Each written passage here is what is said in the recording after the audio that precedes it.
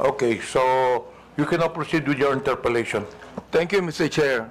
Again, Ms. Cruz, do you believe that freedom of expression is not absolute?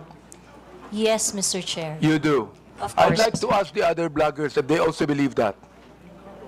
Yes, Mr. Chair. You also believe that? Okay. Sir, Now, there's always a limitation. Ms. Cruz said, yung kanyang statement sa YouTube, no? Na profanities, insults, malicious is a healthy discourse. Gusto kong tanungin yung mga vloggers natin, do you agree with her on that? Yes.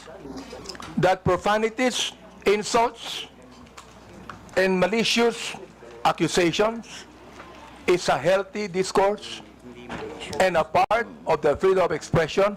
We would like to ask every blogger to answer me yes or no if they believe in that. Mr. Chair, can I be recognized? Yes. Mr. Chair, no other than the highest court of the land has repeatedly said na hindi po masama ang pagmumura, lalong-lalo na sa mga pampublikong opisyal, especially kung ang pinatutungkulan po ay yung official functions nila.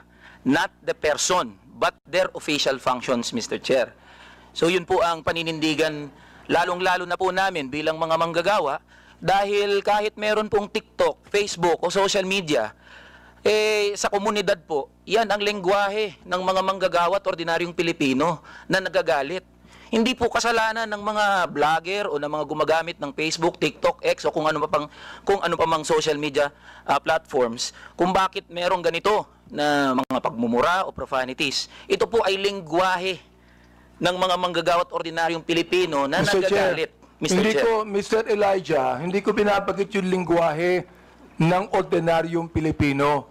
Ang binabanggit ko, lingwahe ng vlogger. Hindi ka ordinaryong Pilipino. Mr. Chair. Tatandali lang, kasadara pa ako eh. Alright.